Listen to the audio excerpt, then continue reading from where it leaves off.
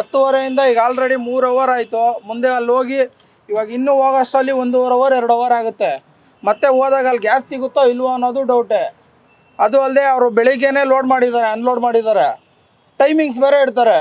ಇವಾಗ ಏನಕ್ಕೆ ಟೈಮಿಂಗ್ಸು? ಬಂದಿದೆ ಅಲ್ವಾ ಗ್ಯಾಸು, ಹಾಕೊಂಡು ಹೋಗ್ಬೇಕಲ್ವಾ? ಬೇರೆಯವರು ಹೊಟ್ಟೆಪಾಡು ನಮ್ಮದು ನೋಡಬೇಕಲ್ವಾ? ಓಪನ್ ಮಾಡಬೇಕು, ಹೋಗೋರು ಹೋಗ್ತಾರೆ, ದುಡಿಯೋರು ದುಡಿತಾರೆ. ಅದು ಬಿಟ್ಬಿಟ್ಟು ಸುಮ್ಮನೆ ಬೆಳಿಗ್ಗೆನೇ ಅನ್ಲೋಡ್ ಮಾಡಿಕೊಂಡು ಇವ್ರು ಸುಮ್ಮನೆ ನಿಲ್ಲಿಸ್ಕೊಂಡು 12 ಗಂಟೆಗೆ ಹಾಕ್ತೀವಿ 1:30ಗೆ ಹಾಕ್ತೀವಿ ಅಂತ ನಮಗೂ ಟೈಮ್ ವೇಸ್ಟ್ ಮಾಡಿಕೊಂಡು, ನಮಗೂ ಹೆಂಡತಿ ಮಕ್ಕಳಿದ್ದಾರೆ, ಸಂಸಾರ ಇದೆ, ನಮಗೂ ಕಷ್ಟ ಸುಖ ಇದೆ. ಇವಾಗ ಯಾರೇ ಆಗಲಿ ಮನೆ ಬಾಡಿಗೆ ಕರೆಕ್ಟಾಗಿ 15ನೇ ತಾರೀಕು ಬಂದರೆ ಕಟ್ಟಲೇಬೇಕು, ರೇಷನ್ ತರಲೇಬೇಕು, ಮಕ್ಕಳು ನೋಡಲೇಬೇಕು, ಹಾಸ್ಪಿಟ್ಲಿಗೂ ಕೊಡಲೇಬೇಕು. ಪ್ರತಿಯೊಂದು ಯಾರು ಕೊಡ್ತಾರೆ ನಮಗೆ? ಕೆಲ್ಸಕ್ಕೆ ಹೋದ್ರೇ ನಾವು ದುಡಿಮೆ ಮಾಡೋದು. ದುಡಿಮೆನೇ ಇಲ್ಲ ಅಂದಮೇಲೆ ನಾವೇನಂತ ಮಾಡೋಕ್ಕಾಗುತ್ತೆ? ಅವರು ಅರ್ಥ ಮಾಡ್ಕೊಬೇಕು. ಇವರು ಗ್ಯಾಸ್ ಬಂದ್ರೂ ಇವ್ರು ಕೊಡ್ತಾ ಇಲ್ಲ, ರೇಟ್ 100 ರೂಪಾಯಿ ಆದ್ರೂ ಹಾಕಿಸ್ಕೊಳಕ್ಕೆ ರೆಡಿ ಇದ್ದಾರೆ, ಏನು ಮಾಡೋಕ್ಕಾಗಲ್ಲ. ಬಟ್ ಇವಾಗ ಅದನ್ನು ಟೈಮಿಂಗ್ ಪ್ರಕಾರ ಕೊಟ್ಟರೆ ನೋಡಿ, ಈ ಥರ ಲೈನ್ ನಿಂತಿದೆ. ಇವಾಗ ಇಲ್ಲಿಂದ ಒಂದು 100-200 ಗಾಡಿ ಹಾಕ್ಸ್ಕೊಂತು ಅಂತ ಹೇಳ್ರಿ, ಇಲ್ಲಿಂದ ಅಲ್ಲಿಗೆ ಹೋಗೋಷ್ಟಲ್ಲಿ ಗ್ಯಾಸ್ ಇರುತ್ತೋ ಇಲ್ವೋ ಅನ್ನೋದೇ ಡೌಟು. 3 ಅವರ್ ಆಗಿದೆ ಕಾದಿ. ಮತ್ತೆ ಅಲ್ಲಿ ಹೋದ್ಮೇಲೆ ಗ್ಯಾಸ್ ಸಿಗುತ್ತೆ ಅಂದರೆ ಓಕೆ, ಸಿಕ್ಕಿಲ್ಲ ಅಂದರೆ ಏನು ಮಾಡೋದು? ನಮ್ಮ ಮನೆ ಬರೋ ನಮ್ದು ಈ ಥರ ಕಷ್ಟ ಆಗಿಬಿಟ್ಟಿದೆ. ಏನು ಮಾಡೋದು ಅಂತಲೇ ಗೊತ್ತಾಗ್ತಾ ಇಲ್ಲ ಮೇಡಮ್. ಏನು ಮಾಡೋಕ್ಕಾಗಲ್ಲ. ಆದರೆ ಓಡಿಸೋದು, ಇಲ್ಲಾಂದರೆ ಅದು ಬಿಟ್ಬಿಟ್ಟು ನಾವು ಒಂದು 2 ವೀಲರ್ ತೊಗೊಂಡು ಓಲಾ ಒಬ್ಬರು ರ್ಯಾಪಿಡೋ ಹೊಡಿತಾ ಇದ್ದಾರಲ್ಲ, ಆ ಥರ ಮಾಡ್ಕೊಂಡು ಕೂತ್ಕೋಬೇಕಾಗುತ್ತೆ ಅಷ್ಟೇ. ಇನ್ನೇನು ಮಾಡೋಕ್ಕಾಗುತ್ತೆ? ಹೊಟ್ಟೆಪಾಡು ಮಾಡಲೇಬೇಕಲ್ಲ.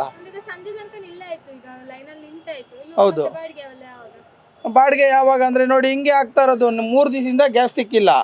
ಇವಾಗ ಗ್ಯಾಸ್ ಇದೆ ಅಂತ ಬಂದರೆ ಈ ಥರ ಆಗ್ತಿದೆ. ಏನೋ ಸಂಜೆ ಒಂದು 100-200 ದುಡ್ಕೊಂಡು ಅದರಲ್ಲೇ ಮೇಂಟೈನ್ ಮಾಡ್ಕೊಂಡು ಹೋಗ್ಬೇಕಷ್ಟೇ. ಇನ್ನೇನು ಮಾಡೋಕ್ಕಾಗುತ್ತೆ? ಎಲ್ಲಿ ಮೇಡಮ್ ಸಾಗಿಸ್ತೀರಾ? ಈಗ ನೀವೇ ಯೋಚನೆ ಮಾಡಿ. ಈಗ 200 ರೂಪಾಯಿ ತೊಗೊಂಡೋಗಿ ನೀವು ಮನೇಲಿ ಏನು ತಾನೇ ಮಾಡ್ತೀರಾ ಹೇಳಿ? ಅಕ್ಕಿ ತೊಗೊಂಬರ್ತೀರಾ, ಬೇಳೆ ತೊಗೊಂಬರ್ತೀರಾ, ಏನಂತ ಮಾಡ್ತೀರಾ ಹೇಳಿ? ಏನು ಮಾಡೋಕ್ಕಾಗ್ತಾ ಇಲ್ಲ. ನಾವೊಂದು 15 ವರ್ಷದಿಂದ ಓಡಿಸ್ತಾ ಇದ್ದೀವಿ ಮೇಡಮ್ ಆಟೋ. ಯಾವತ್ತೂ ಆಗಿಲ್ಲ ಮೇಡಮ್ ಈ ಥರ. ಎಲ್ಲಿಂದ ಎಲ್ಲಿಗೆ ಹೋದ್ರೆ ಗ್ಯಾಸ್ ಅನ್ನೋದೇ ತೊಂದರೆ ಇರ್ತಾ ಇರಲಿಲ್ಲ. ಈಗ ಈ ಥರ ಎಲ್ಲೋ ಆಗಿರೋದಕ್ಕೆ ಇಲ್ಲಿ ಪ್ರಾಬ್ಲಮ್ ಆಗಿ ನಮಗೆ ತುಂಬ ಪ್ರಾಬ್ಲಮ್ ಆಗ್ತಾ ಇದೆ. ಅದೆಲ್ಲ ಗೊತ್ತಿಲ್ಲ, ನಾವೇನು ಮಾಡಿಸ್ಕೊಂಡಿಲ್ಲ ಮೇಡಮ್. ಅವ್ರ ಗ್ಯಾರಂಟಿ ಇಟ್ಕೊಂಡು ನಾವೇನು ಮಾಡಬೇಕಾಗಿಲ್ಲ. ನಮ್ಗೆ ದೇವ್ರ ಶಕ್ತಿ ಕೊಟ್ಟಿದ್ದಾನೆ, ನಾವು ದುಡಿತೀವಿ. ನಮಗೇನು ಇದಿದೆ ಅದನ್ನು ಅವರು ಸರ್ಕಾರದಿಂದ ಏನು ಬರಬೇಕು ಅದನ್ನು ಕೊಟ್ಟರೆ ಸಾಕು. ಅವರೇ ನಮಗೆ ಬಿಟ್ಟು ದುಡ್ಡು ಕೊಡೋದು ಬೇಡ, ನಾವೇನು ಅವ್ರ ಹಿಂದೆ ನಿಂತಿಲ್ಲ. ಅದೇನಿದೆ ಅದನ್ನು ಕೊಟ್ಟರೆ ಸಾಕು, ನಾವು ಮಾಡ್ಕೊತೀವಿ. ಯಾರು ಏನು ಮಾತಾಡ್ತಿಲ್ಲ ಮೇಡಮ್. ಏನು ಅಕ್ಕಿ ಕೊಟ್ಬಿಟ್ರೆ ಸಾಕಾ? ಗ್ಯಾಸೇ ಸಿಗ್ತಾ ಇಲ್ಲ, ಮನೆ ಗ್ಯಾಸೇ ಸಿಗ್ತಾ ಇಲ್ಲ. ಅಕ್ಕಿ ಕೊಟ್ಬಿಟ್ರೆ ಸಾಕಾ? ಹೆಂಗ್ ಬೇಯಿಸ್ಕೊಂತೀರಾ? ಎಂತ್ರಲ್ಲಿ ತಿಂತೀರಾ?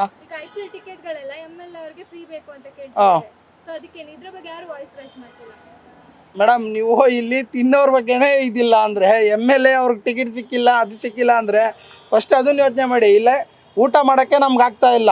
ನೀನು ಅವರು ಹೋದ್ರೇನು ಹೋಗದೆ ಹೋದ್ರೇನು ಅದೇನು ಅಷ್ಟು ಇಂಪಾರ್ಟೆಂಟ್? ಆ ಫೋನಲ್ಲಿ ಮನೇಲೇ ಕೂತ್ಕೊಂಡು ನೋಡಲಿ, ಅದರಲ್ಲಿ ಏನಿದೆ? MLA ಫ್ರೀ ಟಿಕೆಟ್ ಕೊಡಬೇಕು ಅನ್ನೋ ಅವಶ್ಯಕತೆ ಏನಿದೆ? ಅವ್ರ ಹತ್ರ ದುಡ್ಡುಗಳು ಕಮ್ಮಿ ಇದೆಯಾ? ಹೋಗ್ಬೋದಲ್ಲ ಆರಾಮಾಗಿ. ಟಿಕೆಟ್ ಕಾಸು ಕೊಟ್ಬಿಟ್ಟೆ ಎಷ್ಟೋ ಜನ ಬಡವರೇ ಹೋಗ್ತಾರೆ ನೋಡಬೇಕು ಅಂತ ಇದ್ದರೆ. ಇವ್ರಿಗೇನಕ್ಕೆ ಆ ಥರ ಫ್ರೀ ಟಿಕೆಟ್ ಕೊಡಬೇಕು? ಹೋಗ್ಲಿ ಬಿಡಿ, ದುಡ್ಡು ಕೊಟ್ಬಿಟ್ಟೆ. ಬಡವರು ಯಾರನ್ನ ನೋಡೋರಿದ್ರೆ ಅವ್ರನ್ನ ಕಳಿಸಿ.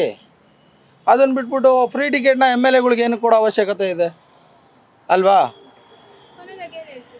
ಏನು ಹೇಳೋದು ಮೇಡಮ್, ಅದೇ ಹಿಂಗೆ ನೋಡ್ತಾ ಇದ್ದೀರಲ್ಲ ಅಷ್ಟೇ. ಸಿಕ್ಕಿದ್ರೆ ಹಾಕ್ಸ್ಕೊಂಡು ಹೋಗಬೇಕು, ಇಲ್ಲ ಅಂದರೆ ಉಪವಾಸ ಇರಬೇಕು ಅಷ್ಟೇ. ಇನ್ನೇನು ಮಾಡೋಕ್ಕಾಗುತ್ತೆ?